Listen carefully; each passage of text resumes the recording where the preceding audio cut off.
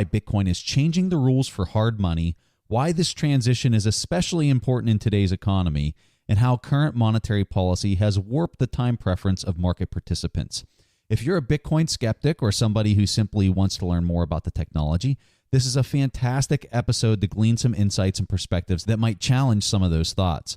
So it brings us great pleasure to bring you our discussion with Dr. Saifedean Ammous. You are listening to The Investors Podcast, where we study the financial markets and read the books that influence self-made billionaires the most. We keep you informed and prepared for the unexpected.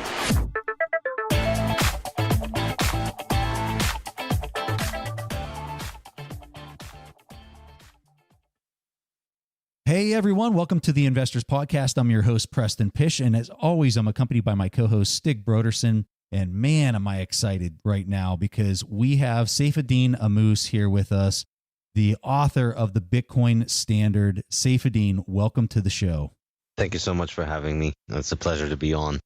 I read your book. I loved your book. I've read quite a few crypto books, and my expectation before I started reading your book was that I was going to probably get a lot of similar content, kind of the same general idea that I've captured from many other, I shouldn't say crypto, I should say Bitcoin books. And I was blown away, to be quite honest with you. I was reading things in your book that really made me take a moment and just kind of pause. Because I was listening to the audiobook, I was pausing the audiobook and I was just thinking. And that doesn't happen too often because I go through so many different books, especially about finance. And your book really had me thinking. And I am so excited to capture some of these ideas with our audience today. So welcome to the show. And let me go ahead and kick this off with the first question I got for you. For people not familiar with Bitcoin, which is a majority of the population, they think that this is some kind of big online fake money Ponzi scheme that all these crazy people are trading this fake digital money that's not backed by any kind of government. So what are these people missing from your point of view? I think the key thing that I would say they're missing is that this is a free market, and this is a product of a free market that has emerged over 10 years now, and it has grown as a neutral internet protocol rather than as a private company or someone's private undertaking. And I think this is what is truly unique from it. It's about it. It's an international global protocol that allows for the transfer of value through telecommunication infrastructure, essentially, without having to rely on trusted third parties. Effectively, it brings the form of, it's a technology for introducing cash into the digital realm. And so it allows us to do digitally what you and I could do only with a physical bill, which is once I pay you the physical bill, once I hand over a piece of cash or a gold coin to you, that payment is finished. It's settled. You take the coin and then you can spend it. And, that's it. The fact that you have the coin itself is the value itself, and it's not in its value dependent on anybody else. It's not like a checkbook. It's not like a credit card. It's not a liability for anybody else. It's money that is a bearer instrument that carries value on its own. And Bitcoin essentially managed to do that in a digital sense. And of course, that's obviously counterintuitive because, when you think of cash, you think of cash as being physical. But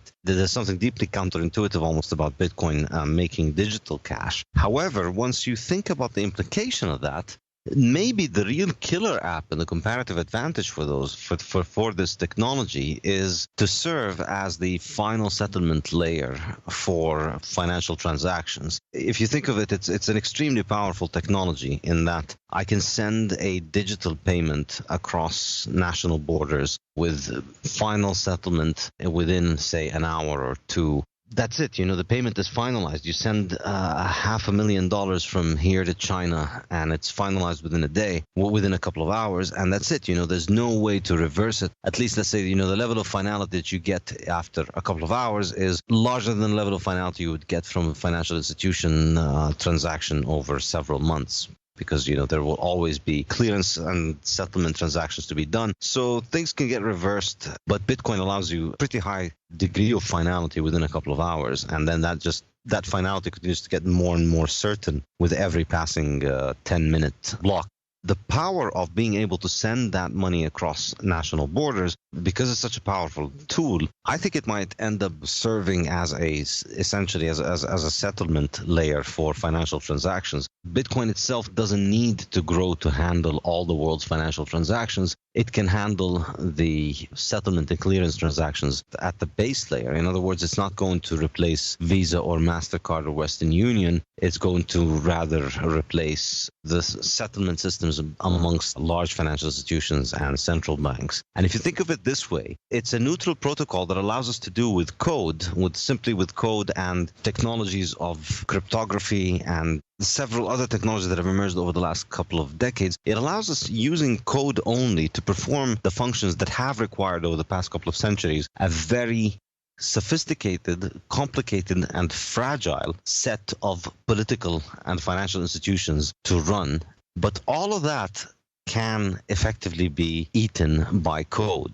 This might be really the final frontier of the internet. It's replaced everything in your home, from your local grocery store to your local bookshop to pretty much everything. But now it's knocking at the door of the central bank. We can just have a piece of open source software that would allow us to perform the final settlement layer of transactions, which is traditionally the role preserved for central banks. And that's why, the subtitle of my book is Bitcoin is the decentralized alternative to central banking. Until the year 2008, if you wanted to send money from one country to the other, the only technology available for you, the only channel available for you, the only legal channel available for you was the use of central banks or, the institutions that are regulated and the ones that settle their transactions through central banks. And now we have an alternative. We have an alternative that allows you to use a trustless technology that can perform this function. You can send $10 million from the US to China without having to go through the central bank. So functionally, strictly on a functional level, it is an alternative.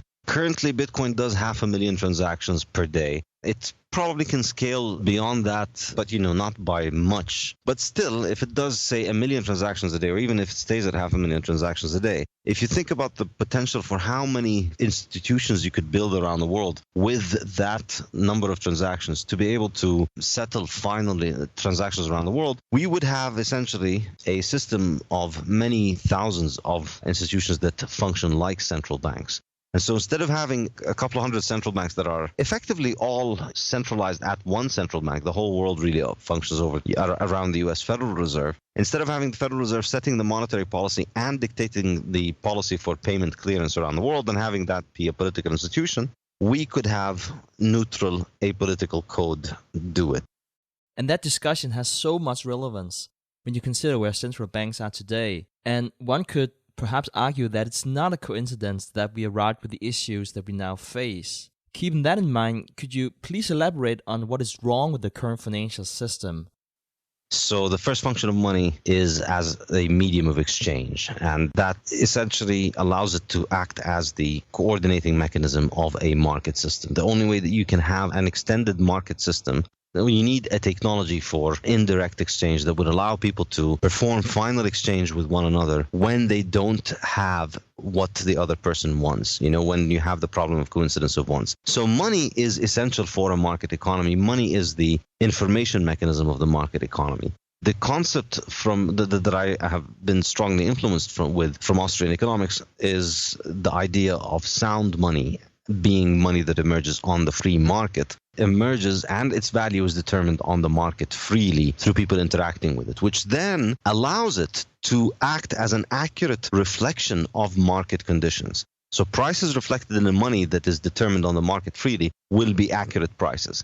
If you think of the manipulation of, if a government tried to manipulate the price of apples, you're going to get mixed signals in the market for apples, and you'll have shortages and surpluses and maybe black markets and so on. And the situation is similar in the case of money. When you manipulate the market for money, when the government can arbitrarily decide what is money and what isn't, and then it can decide what is the supply of money, and it can alter the supply and alter the interest rate, then you're effectively distorting the price signals. And that, from the Austrian school, is the root way of understanding business cycles. It's the root of both the problems of unemployment and inflation. They come about as a consequence of the manipulation of the money supply and the manipulation of the credit markets. So that's number one.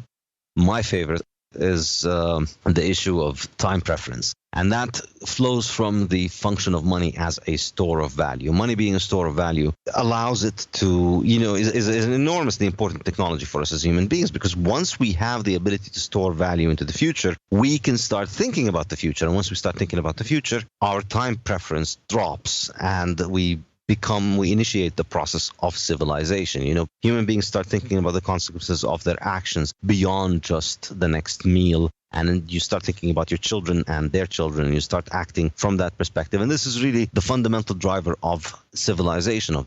And that, for me, is inextricably linked to money. And it's inextricably linked to the availability of money as a reliable store of value. And so we can think about it in terms of the impact on culture, on the impact on morality, the impact on family, as well as economic impact on things like saving versus borrowing. You think about 19th century culture when everybody used to save much more versus culture today where everybody's borrowing. And I think that's also inextricably linked to the fact that money is not a good store of value anymore. And people don't have this technology that has been developed over thousands of years and has continued to improve. We continue to improve the choice of the thing that we use for this, the thing that will hold on to value the most into the future. And by the beginning of the 20th century, we'd had something that was pretty good at it, which was gold. But then, we uninvented that. We had one global monetary standard that saved value well and was neutral and was used well was allowed for coordination of economic activity. And we uninvented it. And we went back to a system of partial barter, of a system of hundreds of currencies around the world. But the inefficiency of it is quite astounding. To think that in the 19th century, everyone in the world used gold as money, and the different currencies were just different units of gold, different measures of gold. And today we have an absolute mess, even as the world is growing more and more globalized, where you just have an enormous complication with that. And totalitarianism. And I think the link between having a money that is controlled by government, whose supply and value can be manipulated easily by government, has heavily swung the pendulum in favor of the collective management of the individual's affairs. If you compare the era of liberalism in the 19th century to the 20th century, in terms of the restrictions that governments placed on their citizens and the kind of economic controls that they had, I think there's an enormous difference. And I don't think it's a coincidence. So yes, you're right. It's not the usual Bitcoin pitch. It's not what people usually think of when they think of Bitcoin. So my question for you, because you've studied this just at an extreme level, as you look at Bitcoin specifically, what is it that you find most impressive about the technology? You only really understand something when you try and teach it or when you try and write it. Then you have to really lay out how you think of it, and then you get to understand it. And I've come to the conclusion that maybe the magic glue that holds Bitcoin together, the singular technical advancement that Bitcoin introduced, because if you think about all of the constituent pieces that make the machine work, most of them, or pretty much all of them, were around before Bitcoin came about. What Bitcoin added, the magic ingredient that was added to it, was the difficulty adjustment. And that's what I find the most interesting thing about it, because it makes Bitcoin truly unique as a monetary asset. For any other kind of monetary asset, for anything that gets used as money, its supply is always increasing, and the producers are always doing their best to try and introduce a new supply, because the thing is highly valuable and it is demanded massively. That just leads to more and more of an incentive for people to produce it. You see it with gold. You see it with people digging for gold treasures and looking for old sunken ships.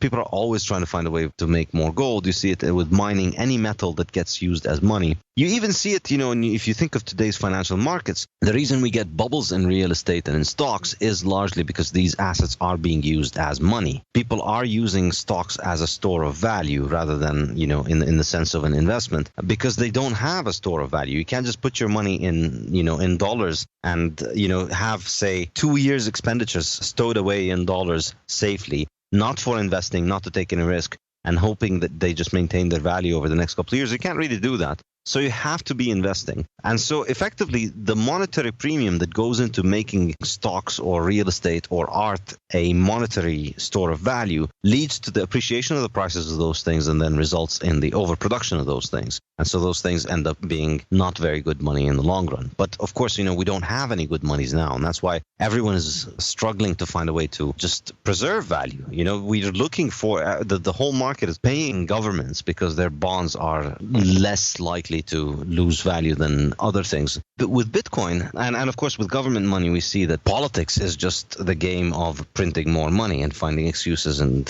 ways and justifications and alliances and reasons to print more money. And so government money is always being inflated.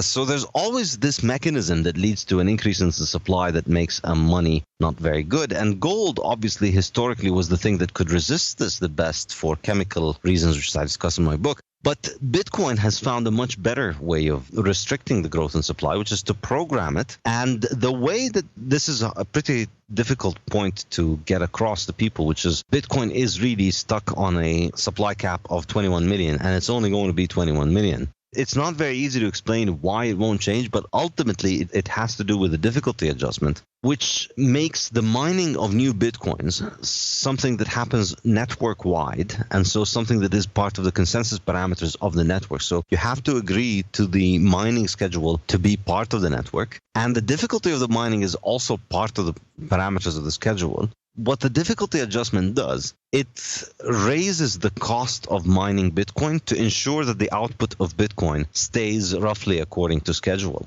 Astonishingly, it has worked over the last 10 years. If you had started the day that Bitcoin had started, if you had actually projected how many Bitcoins would be out there on this day, 10 years and a half later on, it would be within the 3% or 5% or so range of the exact number of Bitcoins up until then. So this is not exactly precisely, it's a calibrating process. It's not meant to be an exact estimate, but it calibrates at it pretty well. And it basically makes mining more expensive when more people try to mine. So with every other kind of money, when more people try and make the money, the supply inevitably increases. With Bitcoin, when more people try and make the money to print more of it, the mining becomes harder, which, because of the way Bitcoin works, effectively makes Bitcoin more secure. It's an astonishing rig of the way that money technology works that basically supercharges the process of monetizing Bitcoin, because as demand for Bitcoin increases, there can be no extra supply. Instead, you get extra security, which makes Bitcoin harder to attack, which makes Bitcoin more reliable, which makes Bitcoin start looking more attractive as a store of value, which generates more and more demand. Another thing that Preston and I came across in your book was the term stock to flow. And to me, that was like, wow, I never really thought about it like that before. And since the publication of your book, it has really caught on in the Bitcoin community, to say the least. And it seems like everyone is now studying this in detail. So could you please explain what stock to flow is and why that is so important to understand for us as investors? I found it to be the best way of explaining why it is gold that is money. Some people think it is because it is scarce, but that's not entirely accurate, because actually, there are other metals like platinum and palladium that are also pretty scarce, but they don't have a monetary role. They haven't been used as money, and they've not acquired a monetary role, and they don't look like they're likely to acquire a monetary role. And in fact, people tried to monetize platinum in Russia in the 1820s, and it failed, even though it's rare. And I think the reason why, the best way of understanding it, is because it's not about the rarity or the scarcity. It's the stock to flow, or effectively it's a ratio of the existing stockpile of all the production that is existing on the market right now that can be sold, the ratio of that to the production that comes out of the mines every year. Gold is the prime money in history because it is the one commodity whose existing stockpiles are much larger than the new supply that is being made every year from gold. That's ultimately what it comes down to. And that's because gold has been mined for thousands of years by people all over the world, because it does not rust or decompose or ruin in any way. It just continues to accumulate. And so we continue to add up more and more gold. And so even as we continue to get much better at digging for gold, every one particular year is just 1 year production compared to thousands of years of production. This year is also the most advanced of all the years. So generally, it's not, 1 out of 1,000. It's about 1 to 60. In other words, it's always around 1.5%. Every year, gold's supply grows at 1.5%, roughly. So the stock to flow is roughly around 60 to 1. And that's really why gold was money. And that's why platinum can't be money, because platinum, even though it's rare, the stockpiles of platinum that we have accumulated have only been accumulated over a couple of centuries. And a couple of centuries in which platinum has had very little use in industry compared to gold's demand as money and for industry. So therefore, the entire production of platinum that we have is pretty small. And if somebody were to go and declare platinum as currency and start using it as money and start putting value in it, if 10% of the mining and capital that goes into gold would switch towards prioritizing the mining of platinum, then you're going to get a massive increase in the supply of platinum, and the price of platinum is going to come crashing down. Bitcoin finds another way of reaching a higher stock to flow than gold, and in a few years Bitcoin will overtake gold in its stock to flow. Right now the Bitcoin supply growth rate is about 4% or 25 to 1 stock to flow, but in a few years it'll drop or grow beyond gold's, and then eventually it reaches infinity. So I think this is ultimately what makes something a good money. In other words, the size of the liquidity on the market is large enough that whatever happens in the production of the new mines doesn't really affect the market much. That's what makes a good monetary medium. Gold was the best thing that we had, but with Bitcoin, it's going to be, I think, even better. Let's say that we warp ourselves into the future and Bitcoin is actually adopted and widely used. And then I think you kind of run into a concern in the future that Bitcoin could become more deflationary than a flat surface as far as like the coins not expanding. But because people losing their private keys, you could see this deflationary piece kind of taking hold. At the same time, we talk about the existing financial structure of inflation and how time preference is totally warped, people just wanting to spend their money as fast as they can get it. Could we see the opposite playing out in the long run, where people don't want to employ capital, people don't want to make capital investments, which would slow down productivity throughout the world because we're using a deflationary currency? Yeah, so I think the issue here is that people miss the point that investment is secondary chronologically and logically, even conceptually, in the mind of the investor. It is necessarily secondary to saving. Specifically, the deferral of consumption, the delay of gratification has to precede saving, which also has to precede investment. So I agree that, and I think for me, one of the most interesting things about Bitcoin is the issue of time preference, and something that I think has massive consequences. And I think, yes, if we move in a world in which we use Bitcoin, the fact that money appreciates over time means that any dollar that you earn or any amount of value that you earn, you can keep into the future and expect to grow in value. So therefore, if you're going to part with it and spend it today, you're going to want to spend it on something that is going to better be good, because, it's going to be worth more next year. You're more likely to be buying durable stuff. You're more likely to be thinking in the long term in all of your kinds of decisions. And you're more likely to save first, in terms of saving as in delaying gratification. And then it is from saving that an individual is then able to begin investing, because investing, it requires taking on risk. And only after you've saved a specific amount are you able to start taking on risks with the savings. So I think the impact is that people would save more, but people would also invest more. And the notion that people wouldn't invest because the value of money appreciates, I think, is false. I think just like people, if the money loses 3%, people are going to want to beat the 3%. And still, if the money gains 3%, people still are going to want to beat the 3% that it gains. People are always going to want to gain from investment. And the difference is that when the value of money is depreciating, effectively it is economical for you to make an investment, even if the investment is destructive of capital for society overall. As long as your investment doesn't lose 3%, it's okay. Even if you're actually destroying capital in real terms by 1% or 2%. Because of this, a lot more malinvestment gets undertaken. A lot of more projects that shouldn't be undertaken, that aren't profitable, get undertaken. And these are only profitable under manipulated interest rates. And once the interest rate manipulation subsides, these projects fail. And that, of course, is the cause of the recessions that we mentioned. The point I'll say is that with the money that holds value and appreciates in value over time, you're going to get a lower time preference. You're going to get more saving.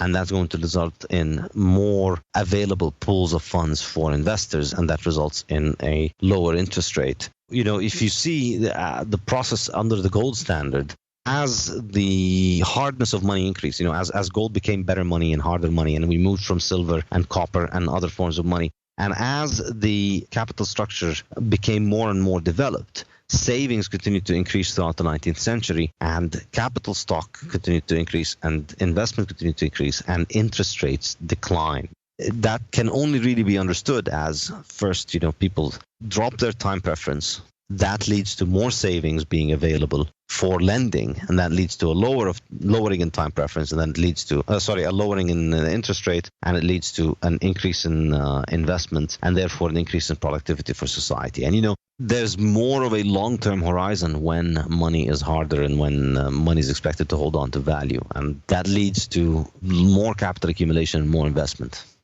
A lot of people in finance suggest the end of the fiat currency system. We hear that so often, but don't really talk about how it would materialize. Like, how would we as consumers and citizens experience that in our daily life? Where do you see the system go in the future, and how would it materialize? I mean, people have spent the last 50 years predicting the death of the dollar, and the old bastard continues to survive. I think ultimately the strength and the reason that it continues to survive is that the clearance mechanisms around banking are just so essential, that their control is so important that whoever runs them can continue to have a lot of leeway with their inflationism, because that stuff is just so valuable. The theory that I have about Bitcoin is that Bitcoin might just be the technological solution to the political catastrophe that is fiat debt monetary system could become money. And I think, generally most Bitcoiners will tell you the idea of the world's going to be one big Venezuela, and Bitcoin is going to be the only thing that is left standing. And out of all of the rubble, the Bitcoiners will build civilization. While certainly plausible in a sense that national currencies could in fact collapse, I don't think it's that likely, because first of all, inflation, I believe, is a money supply phenomena. It's not a collapse in demand. The Venezuelan people didn't suddenly drop their demand for their national currency to a billionth of what it was 10 years ago, leading to the currency dropping a billionth of its value. It's always the supply that's the issue. And so what's ignored about the rise of Bitcoin is the impact of Bitcoin on the dollars.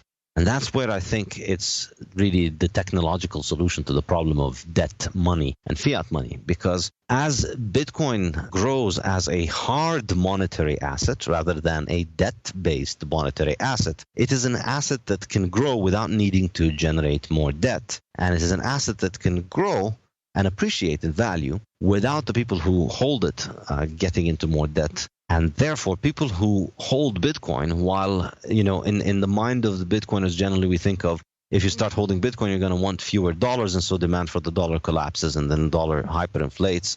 The demand isn't going to collapse that fast, because, people still need to pay taxes and bills and whatever. But also, more importantly, is that as those people start holding Bitcoin, and they can use it as a store of value, they no longer need to live off of debt. You no longer live in a situation where you don't have money and you spend all of your money and you get into debt and you're constantly paying off debt until you die. Instead, you save up capital and you spend from, you pay your major expenses from the saved up capital. You accumulate wealth and a capital over time and accumulate savings, and therefore you don't get into debt. So now what happens if Bitcoin actually grows and people stop getting into more debt? People get Bitcoin, and then they can start paying with their homes out of their Bitcoin savings instead of taking out dollar loans. They start paying for their houses, and then businesses start running on Bitcoin capital rather than running on borrowed fiat. So what we witness is the decline in the creation of debt and credit and dollars, which is essentially the same thing because the fiat monetary system is creating dollars every time it creates debt and vice versa. So we're effectively deflating that debt bubble slowly, or you could say, the house of cards is being undone. Bitcoin is a technology that takes out the cards two at a time, the supply and the demand of new dollars. It takes out demanders of dollars and suppliers of dollars from the creation of loans, and therefore can allow for an orderly unwinding of this dollar catastrophic house of cards, two cards at a time. The value of the dollar doesn't have to collapse. The dollar economy, it's just going to be an upgrade, I was listening to a conversation between yourself and Trace Mayer about the energy consumption associated with Bitcoin. I found this discussion just awesome because I believe in the coming 3 years, this is going to be a major, major discussion point and a political narrative that's going to come to the forefront of a lot of the discussion around Bitcoin. Tell us what the concern is going to be that I'm kind of describing here, and then tell us your thoughts on energy consumption and mining. Bitcoin is always going to be very harsh on Bitcoin miners. It's sort of like with gold. Gold mining, one guy makes a fortune, but 100 people ruin their lives digging for gold. It's always been a story like that, and it continues until today. Generally, the reason that gold, as I was mentioning earlier, works as money is because mining is largely insignificant. And so in the case of Bitcoin, difficulty adjustment does something similar in that as soon as the rewards of mining are profitable, more people enter into the mining, and then the difficulty of mining goes up. So the difficulty adjustment increases, and therefore it becomes more expensive to mine, and therefore the profitability margin starts requiring a cheaper price of electricity. What Bitcoin mining does, what Bitcoin's difficulty adjustment leads to, is that every few years you get a culling of miners. You get so many mining projects that go out of business, and it gets brutal. And this was, I think, the bottom in this last cycle was in December of last year, when it also coincided around the time of the Bitcoin price bottom. At that point, many mining businesses, and effectively any mining operation that was mining, I would say, above 5 cents for sure, probably even above 3 cents, stopped being profitable at around that time. You had to have 3 cents per kilowatt hour or less in order to be profitable at that time. That's an extremely cheap rate. Nobody has that commercially anywhere. And so what ends up happening is that, now as mining Bitcoin continues to grow and the amount of electricity that goes into it, the only kind of serious facilities and the serious operations that can go into mining in any kind of meaningful sense, that all the real capital that's going to be dedicated into mining is only going to go into operations that have to pay less than 6 cents per kilowatt hour or so. And that effectively excludes all kinds of hydrocarbon burning, power generating grids. So the thing about energy generation around the world is the real value of hydrocarbons is the fact that they're inert, relatively inert, easy to transport, and extremely cheap ways of transporting energy. The reason they're so valuable is that they're the cheapest way of moving energy around, as opposed to, building wires and moving electricity, which carries a lot of loss, or pipelines, which also are expensive to build. So oil is, you don't need to build massive pipelines, and you can move it anywhere in the world. Anywhere a car or an airplane or a helicopter can go, oil can go, and you can build a civilization around it. It's extremely valuable because of that. That's why it's always in demand from residential and industrial and commercial applications. So the energy sources that will end up being sustainably mining Bitcoin will be the ones that don't have to compete with civilians and commercial and industrial residential areas. And I think this is why the kind of environmental movement and the people who already hate Bitcoin, they are the ones who bring up the issue of Bitcoin energy mining and power consumption. But in reality, there are, people say Bitcoin consumes as much energy as Switzerland or Ireland or Denmark or something like that. And that may well be true, or if it isn't, it might be true in a few months or years. But it's besides the point. Let's just put it this way. Ireland is far more visible in its energy consumption than Bitcoin. Where are all the giant factories that are making the Bitcoins out there? And it's not easy to pinpoint any kind of large-scale Bitcoin mining operations in any one particular location. That's why all of this anti-Bitcoin energy stuff has failed to pinpoint good bête noirs, if you want, just scapegoats. So just going to some power plant in the States or Russia and point at it. And the reason is you don't have giant petroleum or natural gas plants pumping out Bitcoin, because I know people who work in that business and, they can sell that electricity at 10 and 15 and 20 cents, depending on where they do it in the world. And that's just not going to compete with Bitcoin. On the other hand, where Bitcoin mining is going is to all of the energy sources that are isolated and stranded. Energy sources that are practically cheap or practically free because they're away from residential and commercial areas. And so where you have large waterfalls or hydroelectric plants, you would have massive amounts of energy there that's extremely expensive to transport because you don't have expensive infrastructure to send it halfway around the world. And so Bitcoin allows for a way of developing all of these resources because you don't have to export the energy itself. You can use the energy effectively to hash Bitcoin, and you will be exporting the energy through hashes. And so that really is where all of this Bitcoin mining energy is growing. And that's why we don't have these poster children for how horrible Bitcoin is, because Bitcoin's massive mining capacity is mainly being built on things like hydroelectric dams, particularly in China, where the government has overinvested in so many of these dams over so many years, and now the people who operate them are using many of them for mining Bitcoin because it's all spare capacity. For me, the astonishing thing to think about this process 5-10 years later is to think about how much capital infrastructure is going to go toward stranded energy sources around the world, and then imagine the kind of development that will come from that, and the kind of extra energy production and decentralization in energy production, and the reduction in reliance on national grids, and just how much more decentralized and robust human societies will become when we have so many more energy sources all over the world. Anyone, anywhere in the world who can sell energy for less than 4 or 5 cents, anywhere in the world. You just need a small kind of internet connection that doesn't even need massive bandwidth, and you can turn that energy into Bitcoin. That is very interesting, and not an argument we normally hear, because the media focus on absolute electricity usage and not relative. The way that electricity works, and I'm completely looking away from Bitcoin here, is that there will need to be a balance in the power grid. If not, the light would literally go out in your home. And you can't predict the supply in advance. For instance, you cannot control how much the wind is blowing for windmills to generate electricity in that second. So the excess electricity would very often literally be sent to a hole in the ground. So keeping that in mind, it's very interesting to hear your take on the relative energy consumption.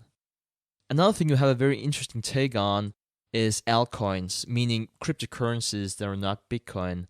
Why are you so critical about altcoins? Could you please share your thoughts on that? My problem is that we are going to get one shot at making something a neutral protocol, and Bitcoin was that one thing. And Bitcoin has grown and developed as the neutral protocol that nobody controls to a very large extent because the person who made it was interested in it becoming a neutral protocol, and that's why they made themselves anonymous and disappeared. And they may still be involved in Bitcoin, but it's very telling that they chose an identity that was around for a couple of years and disappeared, because I think the project itself can't work in any other way. It has to turn into something that doesn't have someone in charge of it. It has to become just code. The creator of Bitcoin did that because he wanted to turn it that way. And then since then, after the first year or two of it surviving, it already had established our best chance at building that. And so since then, it's pretty clear that if you were interested in building something that is like a neutral protocol for the transfer of value, your best shot would be to join Bitcoin. Anybody who built any other coin since then, Bitcoin was already there. It had the track record. It had been developed. It had many developers. It had started to build liquidity. And yet, if you started building your own, you're starting from zero and all of those things, you have no chance of competing against Bitcoin unless you actually have somebody in charge of your coin trying to direct its development and growth. And that's why none of the other coins other than Bitcoin have anything close to the Bitcoin idea of true decentralization, of just not being anybody's project. All these other coins ultimately have a small group of people that, to a very large extent, control a majority of the supply, a majority of the mining power behind them. They control the code and they review each other's code. So all of these other coins are more like a startup or like a group or foundation or company, whereas Bitcoin is a neutral protocol. And ultimately, if you studied gold's monetary history and just how many alchemists and people have tried to find ways of making gold, and if you studied fiat monetary history, you know that the temptation amongst human beings to find a reason to convince others of, hey, look, this cheap thing that I can make in my lab at very little cost, you should definitely be using that as a store of value. It's a pretty easy thing for you to convince yourself of. You'll just, if you find a way of making something that could pass off as a store of value for a low price, you're going to have a very strong incentive of trying to get people to want to use it. And that's why these things, the altcoins, they grew by aping Bitcoin, which is a neutral protocol, but none of them has anything like a neutral protocol. And none of them is a neutral protocol. They're just a small group of people that are managing something that looks like Bitcoin. And ultimately, if you take away that aspect of Bitcoin being neutral, being apolitical, being not controlled by anybody, there's nothing left there. A lot of the Bitcoin evangelists and Bitcoin fans would like to argue, Bitcoin is basically Star Trek money. It's like the iPhone of money. It's going to make all of everything else look like 1950s phones compared to your iPhone. It isn't. Bitcoin is not pretty. Bitcoin is not optimized for your user experience. It's an ugly, kludgy piece of software that does one thing, but it does it very well. And that thing is resist state control. And if it continues to grow and resist state control, we can expect big things from this crazy, ugly monster. But, your user experience and its prettiness is not one of them. And so the entire structure and the way it works is optimized really for that thing. And so if you take that thing away, then you're just using something extremely inefficient, extremely slow, in order to pretend to be decentralized while still, in fact, being centralized. Saifedean, I cannot thank you enough for coming on. Your book was amazing. For people listening to this, I'm telling you, go to Amazon, pick up Saifedean's book, The Bitcoin Standard. It is just a phenomenal read. Saifedean, do you have a website or anything else you want to hand off? Yes, my website, saifedean.com. I've started teaching economics classes on it and publishing my research. I'm teaching classes on economics and on the economics of Bitcoin. All right. Well, Saifedean Ammous, thank you for joining us here on the Investors Podcast. My pleasure. Thank you so much. All right, guys. That was all the press down I had for this week's episode of the Investors Podcast. We will see each other again next week. Thank you for listening to TIP. To access our show notes, courses, or forums, go to theinvestorspodcast.com. This show is for entertainment purposes only. Before making any decisions, consult a professional. This show is copyrighted by the Investors Podcast Network. Written permissions must be granted before syndication or rebroadcasting.